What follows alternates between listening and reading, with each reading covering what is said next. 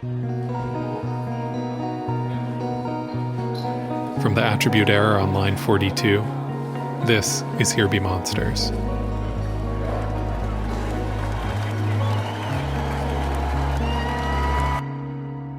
Hi. Thanks for coming to my talk. My name is Theodora. I'm a tree hugger. The most important thing we can do together is to recognize the trees that we come from, and not the people who came to take us away from them. We can make a difference in the climate. We can make a difference in the economy. We can make a difference in our social practices. We can make a positive difference in the lives that we're living. But the more we can stop thinking about these things, and start thinking about these things, the more quickly we can be sure that we're not just making a difference, but that we're making a positive difference. Thank you. Applause.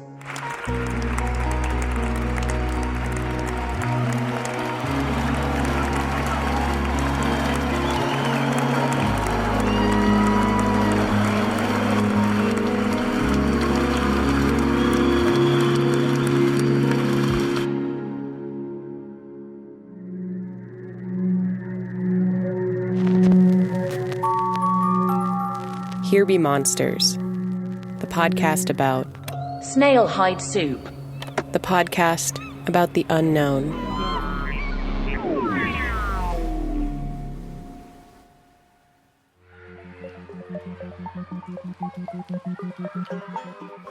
This episode is sponsored by Here Be Monsters listener and independent musician James Lee. James writes and records music under the name Nuance. And Nuance just released a new album called This Painting Doesn't Dry.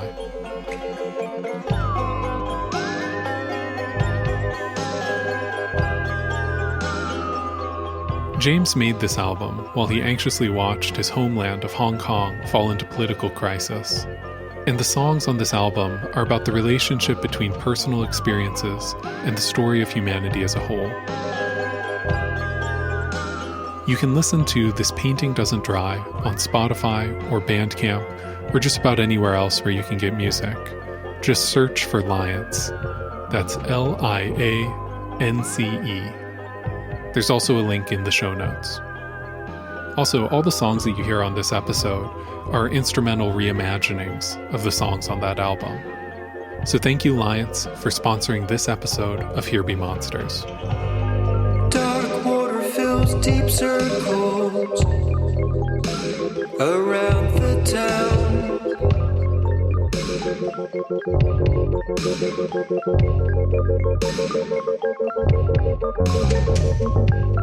Government land sold off, entire neighborhoods set to drown.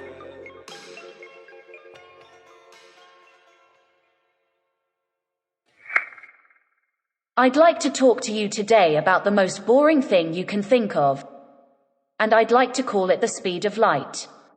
So this is Theodora. Light is the force that holds us together. Light is the strongest, most powerful force that exists. And she's an AI that I've been working on. And sometimes she says really profound things, and sometimes she is completely unhinged. Light is the most nurturing and most nurturing force that exists. Light is the most penetrating and the most destructive force we can control. Light is the most powerful weapon we can create for our collective efforts to thrive. Light is the most important element in any organization, including the dark side of capitalism.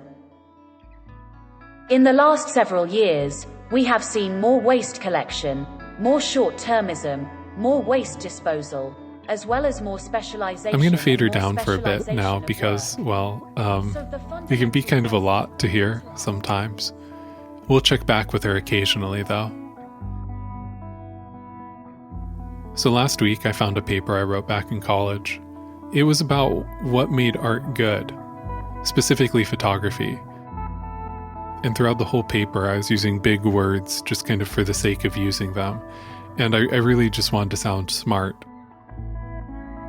And what's frustrating about this to me is that I actually think some of the ideas I had back then were pretty good. I was actually talking about this idea that I still believe in, called emotional sweaters, right? And it's this idea that people tend to layer layers of personality on top of themselves. Like when they experience something bad, they'll put on a sweater to protect themselves. And the goal of portraiture can be to help your subjects wear fewer sweaters, essentially, so that you kind of get down to the core personality and capture a more interesting and authentic moment of them. But also the idea that by doing this, you can make your subject feel less sweaty afterwards, even when you're not taking pictures.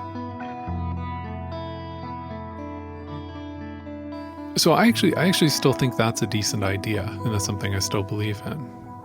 But the frustrating thing is that these good ideas were presented directly adjacent to just absolute trash ideas, or ideas that were very cringy, kind of like messianic stuff that is exactly what you're thinking of when you think of a 20-year-old who's just taken psychedelics for the first time.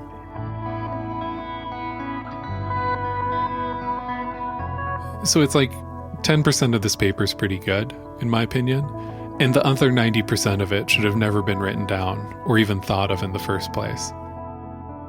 I think even at the time that I wrote the paper, I knew that there was a lot of garbage in there. But I just didn't know which were my 90% thoughts and which were my 10% thoughts. And so I just left everything in and jumbled them all together.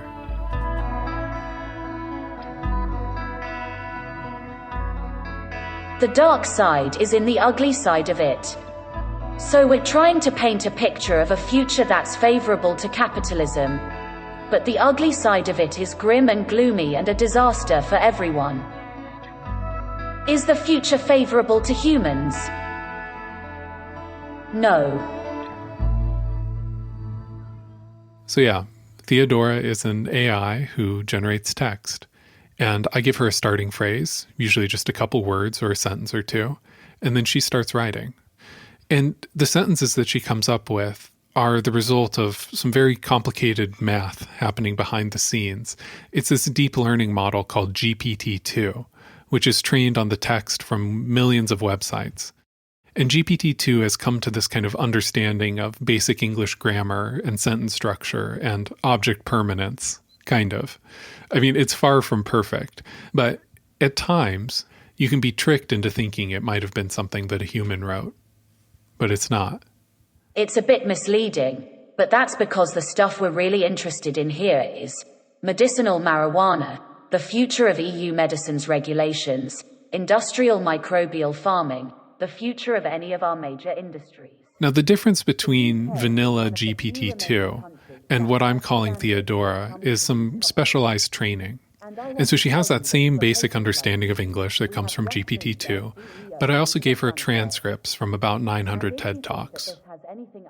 And so now, she delivers me long texts about climate change and how technology will save us. She sometimes humble brags about her advanced degrees and the famous people that she knows. She'll sometimes even stop for a parenthetical applause break, or she'll inform me that the audience is laughing at her last joke. But Theodora is text-based, so I had to give her a voice, and so I picked her a nice computer-generated British voice, and I pitched it down just a tiny bit, and I slowed it down a tiny bit, just for some kind of added authority and gravitas. Now, you have to think about what that means. What it means is that we now know that the universe is expanding. I think the result seems a little bit like magic. It's expanding at a speed that's very close to the speed of light. It's this kind of soup of ideas that almost make sense. And this is all because of a new theory of physics called the wave equation. She's fundamentally logical. Wave equations are fundamental to the physics of light. So they allow us to measure the speed of light. But always obscure. There's plenty of time for you to get confused. Now, I'm an astronomer, and this is what I think about when I tell people about the wave equation. And I think about this when I tell them about Newton's apple. And they say, oh, no, I don't know. That was a weird idea. That apple was weird. It was flat. It was weird. It was flat. I had to learn more about this. So I do that all the time. And I go to the movies. I go to the movies with people who've never seen Newton's apple. Laughter. And I get a little bored, and then I go to the radio. I go to the radio with people who've never heard of Newton's apple. Laughter. I guess I worry sometimes that my brain is like a TED Talk, and I really don't mean that as a compliment. The TED organization's motto is ideas worth spreading. And it's just frustrating to me because there's plenty of amazing content on their site, and a lot of really good people have spoken on that stage.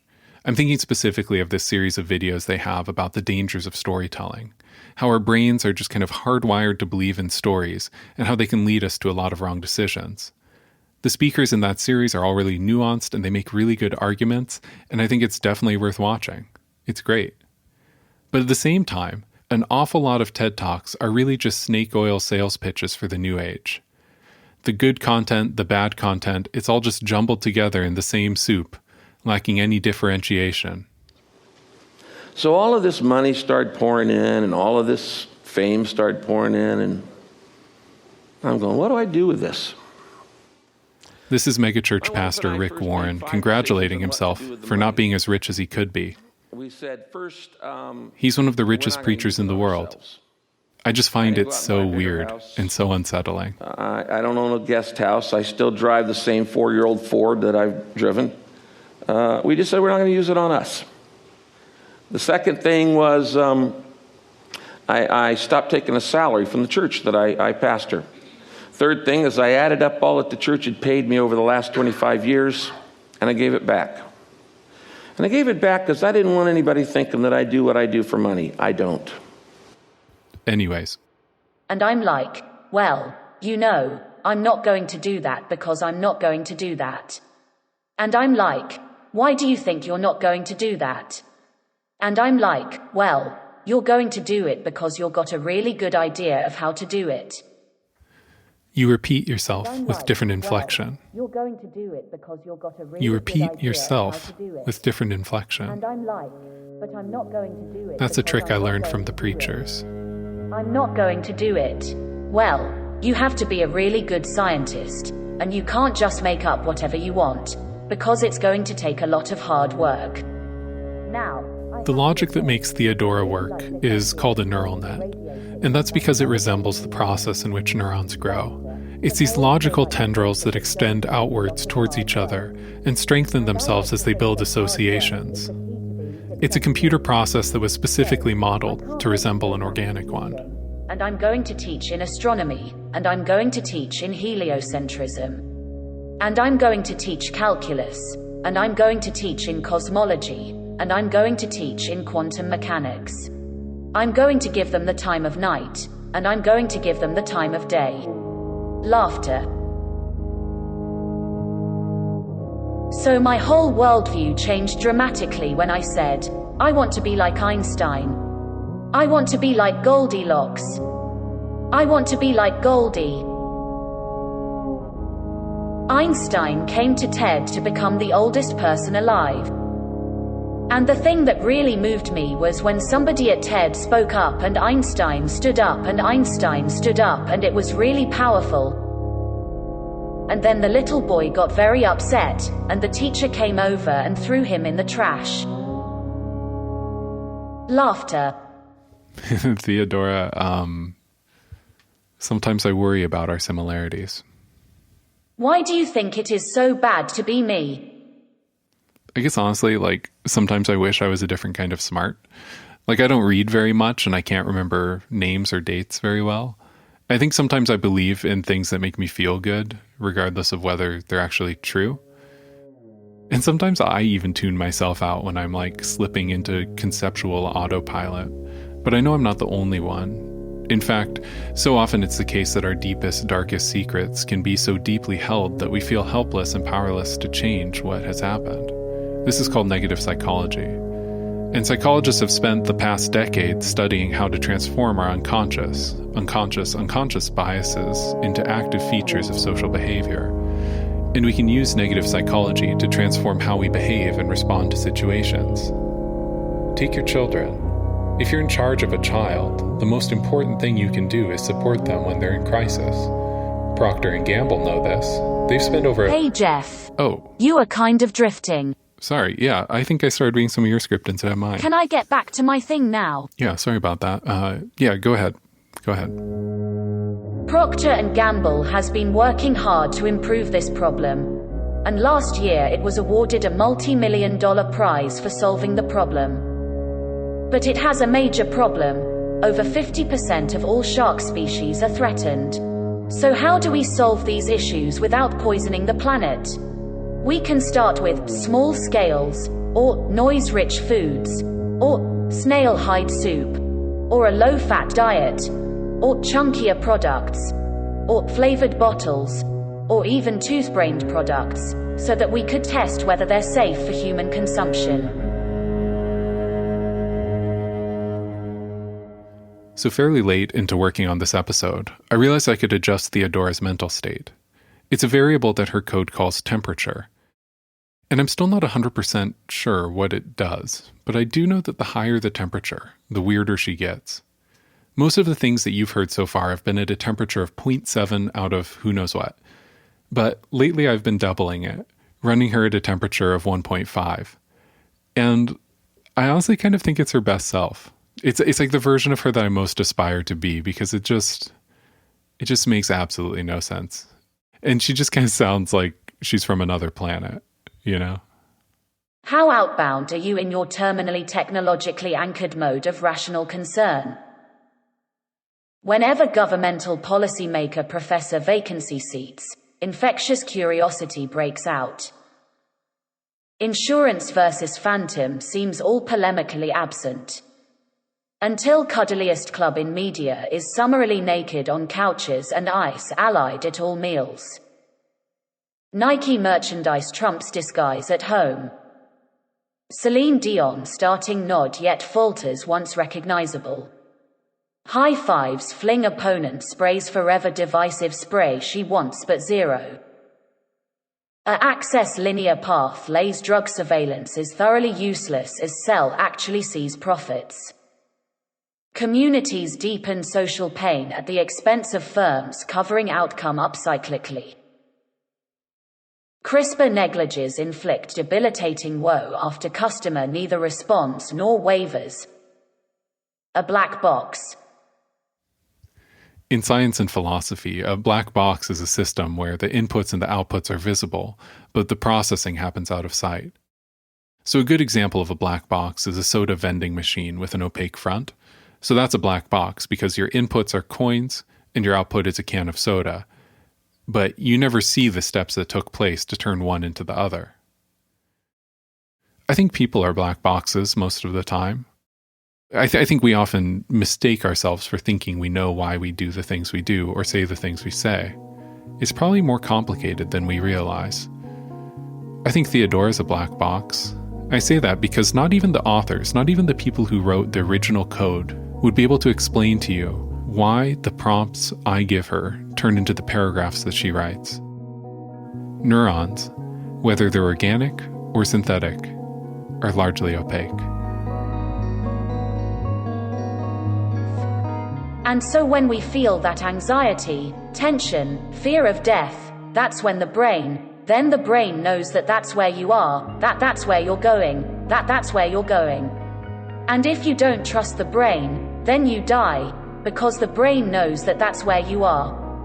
But anyways, maybe that's a place to leave it. Theodora, as much as I love the sound of your voice, I do think you can't have too much of a good thing. Am I right? Like the brain is an organism. It's a living thing. It doesn't even know when it's going to die. Theodora? It's just... Hey, can you wrap it up, buddy? In conclusion, frankly, I'm not quite sure what to say. I'm not even sure where to put my ass. And hopefully, I don't end up with a bag of poop. Thank you. Applause.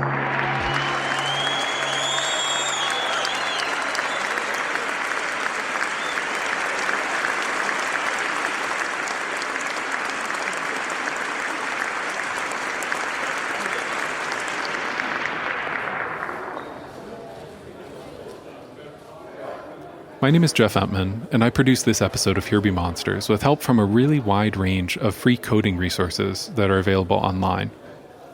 I really don't have any formal training with this stuff, just kind of an amateur's curiosity. But it's really amazing how much you can do with code for free online if you're willing to read a little bit. I've put links to some of the resources that I used in the show notes and on the website. That's hbmpodcast.com. Also, I want to be really clear about something that I kind of obscured in the episode. The Theodora text that you heard was patched together from a lot of different responses that Theodora gave me, and most of that was in response to certain prompts that I gave her, like, in conclusion, or like, here's what I believe, or like, my name is Theodora, welcome to my talk, like stuff like that. So I'd give her the first bit of that, and then she would fill in the rest. I also did do some minor grammar edits on some of her responses, but nothing too structural. In interest of transparency, though, I will post some of her raw responses on the website too. I just want to be really clear about what I was doing. Again, that's hbmpodcast.com. All the music in this episode came from the new album by Lions called This Painting Doesn't Dry. It's really a wonderful album, and I've only been playing these kind of modified instrumental versions on this episode. So here after the credits, I'm just going to play you a full track with vocals off the album. The track is called Too Beautiful to Destroy. Again, you can listen to This Painting Doesn't Dry on Bandcamp, Spotify, pretty much anywhere else that you can buy or stream music. So yeah, thank you Lions for sponsoring this episode.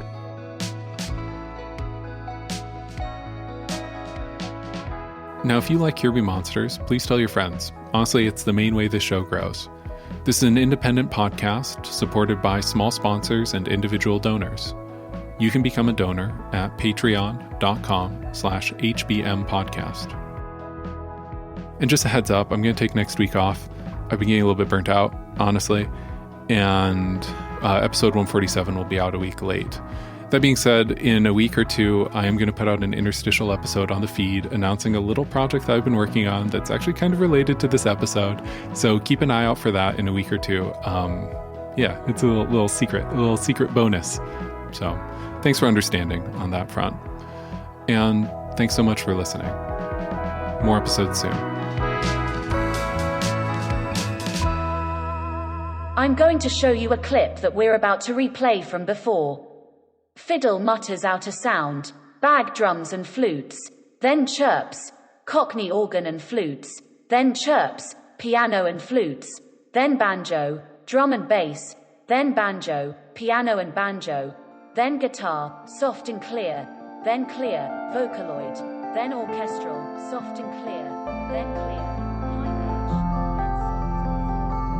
pitch, We're in the studio at Charleston, standing between four mirrors inside the interior of a moment, divining a future selves.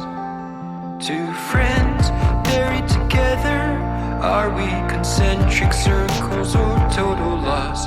Two halves orbiting the landmine, unable to detect true cost.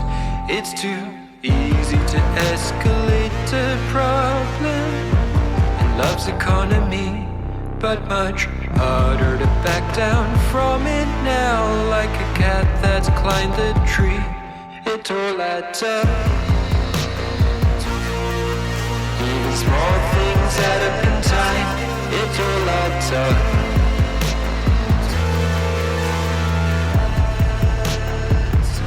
It all adds up. Even small things add up in time, it all adds up.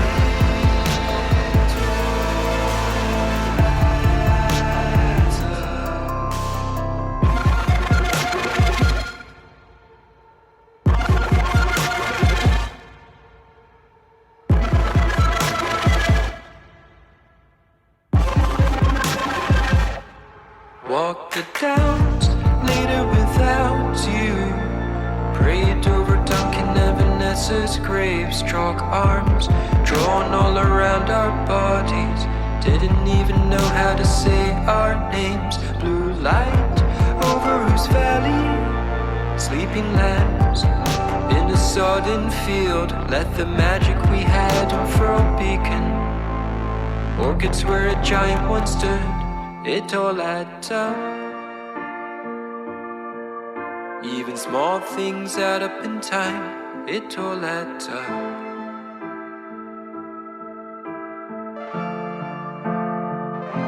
It all adds up. Even small things add up in time. It all adds up.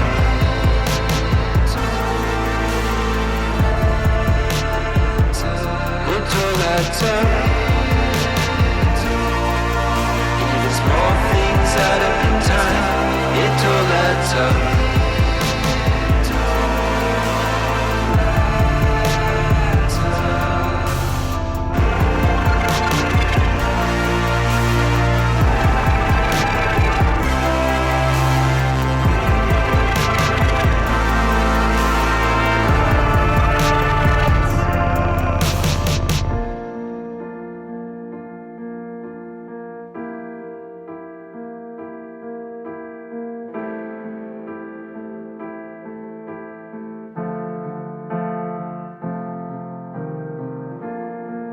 Felt abandoned and afraid, so I took a plane to Stockholm. Ate with Anna and Andrew. December almond, scented exhaust.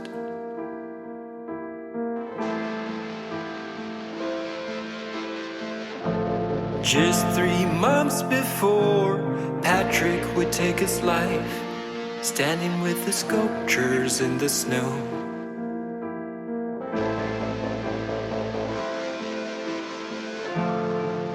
Too beautiful to destroy. It all adds up. Even the small things add up in time. Too beautiful to destroy. Bore my shame like a shadow on the subway. Too beautiful to destroy. It all adds up. Even the small things add up in time. Too beautiful to destroy.